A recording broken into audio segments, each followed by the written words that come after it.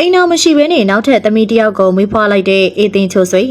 အဆိုတော်အေးသိန်းချိုဆွေကတော့အိမ်နောက်မရှိဘဲနဲ့နောက်ထပ်ကလေးတယောက်ကိုထပ်မံမွေးဖွားလိုက်ပါပြီ။ဒါကြောင့်လည်းလူပြောများနေတာပါ။အထူးသဖြင့်အေးသိန်းချိုဆွေဟာအရှင်လေးတရားဝင်အိမ်နောက်မရှိဘဲနဲ့စင်ကယ်မသားအနေနဲ့သမီးလေးတယောက်ကိုမွေးဖွားဖို့ပါရီ။အခုခါမှလည်းနောက်ထပ်အိမ်နောက်မရှိဘဲနဲ့သမီးလေးထပ်မွေးလိုက်ပြန်ပြီဆိုပြီးတော့အံ့အားသင့်ကြတာဖြစ်ပါရီ။ဒီချိန်မှာနောက်ထပ်ကလေးတယောက်ကိုအဖေဘယ်သူပဲဝါမဲမသိပဲထပ်မံမွေးလိုက်လို့မြန်မာလူမျိုးတွေရဲ့ထုံးစံတိုင်းအေးသိန်းချိုဆွေကိုအပြစ်ပြောချင်ကြတာဖြစ်ပါရီ။အဆိုတော်အေးသိန်းချိုဆွေဆိုတာကတော့အနုပညာလောကမှာအောင်မြင်တဲ့ထိပ်တန်းဆိုတော်တူဖြစ်ခဲ့ပါရီ။အထူးသဖြင့်အဆိုတော်အေးသိန်းချိုဆွေဟာသူမရဲ့ပထမဆုံးအေဗန်နဲ့တနိုင်ငံလုံးကဂီတချစ်သူပရိသတ်တွေကြားမှာဝဝဲကွဲအောင်အမှန်တကယ်ပေါက်ခဲ့တာပါ။ဒါပြင်ဆိုတော်အေးသိန်းချိုဆွေဟာအောင်မြင်တဲ့တေးသချင်းများစွာကိုပြန်ဆိုတေးဖြင့်ဆိုရင်းနဲ့အောင်မြင်ခဲ့ပါရီ။အေးသိန်းချိုဆွေဟာဒီလိုမျိုးအောင်မြင်တဲ့ထိပ်တန်းနာမည်ကြီးဆိုတော်ဖြစ်နေစမှာစေကျော်သက်ရွယ်သားရှိခဲ့ပါသေးတယ်။ဒါကြောင့်လေလူငယ်တဘာဝချစ်သူထားရာကနေကိုဝင်ရှာသွားခဲ့တာပါ။ဒါပေမဲ့လေအေးသိန်းချိုဆွေရဲ့ချစ်သူဟာသူနဲ့ရတဲ့အေးသိန်းချိုစင်ရဲ့ကိုဝင်ကိုတာဝန်မြူဝဲနဲ့ထွက်ပြေးသွားတာပါဒီလိုမျိုးတာဝန်ယူခြင်းစိတ်မရှိတဲ့ယောက်ျားမပေးသားတဲ့ချစ်သူကြောင့်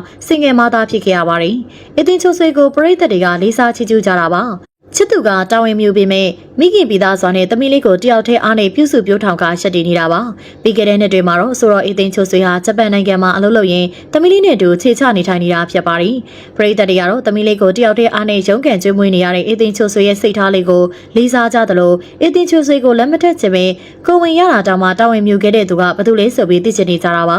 အချို့သောသတင်းတွေအရကတော့အေးသိန်းချိုဆွေကိုတာဝန်မြူဝဲနဲ့ကလေးတယောက်နဲ့ထားသွားတဲ့သူကအနုပညာတိုင်ဝိုင်းတွေကနာမည်ကြီးအနုပညာရှင်တယောက်ဖြစ်ကြောင်းလည်းသိရပါတယ်။ဘာပဲပြောအေးသိန်းချိုဆွေဟာမိခင်ကပိသားစွာနဲ့နောက်ရင်တာမပြူဝဲနဲ့တူတဲသောသမီးလေးကိုပြုစုစောက်ရှောက်နေလို့လူတွေအားလုံးချစ်ကြူတာခံနေရတာပါ။အခုကမှတော့အဆိုတော်အေးသိန်းချိုဆွေနဲ့ပတ်သက်တဲ့ထူးခြားတဲ့သတင်းတစ်ပုဒ်ကအင်တာနက်ပေါ်မှာပြန့်နှံ့လာပါတယ်။အဆိုပါသတင်းကတော့အေးသိန်းချိုဆွေဟာနောက်ထပ်သူမရဲ့ဒုတိယမြောက်သမီးဆာရာကိုမွေးဖွားလိုက်ပြီဆိုတဲ့သတင်းမှာဒါကြောင့်လေလူတွေအားလုံးကအံ့အားသင့်ခဲ့ရပါတယ်။အချို့ကလေအေးသိန်းချိုဆွေဟာနောက်ထပ်ကလေးဖေမပေါ်ပဲသမီးလေးတစ်ယောက်ထပ်မွေးလိုက်တာလားဆိုတာကိုရမ်းသိချင်နေကြတာပါ။တကယ်တော့လူတွေမသိသေးတဲ့တစ်ချက်ကအေးသိန်းချိုဆွေဟာနောက်ရင်တော့ပြုတ်လိုက်ပြီဆိုတာပါပဲအေးသိန်းချိုဆွေဟာအစောပိုင်းမှာဂျပန်နိုင်ငံမှာလှုပ်လှုပ်နေပေမဲ့လည်းနိုင်ငံခြားသားဩစတြေးလျနိုင်ငံသားတယောက်နဲ့လက်ထပ်လိုက်တာဖြစ်တယ်လို့သိရပါတယ်ဒါကြောင့်လည်းအေးသိန်းချိုဆွေတို့သားမီးဟာဂျပန်နိုင်ငံကနေခုဆိုရင်တော့ဩစတြေးလျနိုင်ငံကိုရောက်ရှိသွားပြီလို့လည်းသိရတာပါ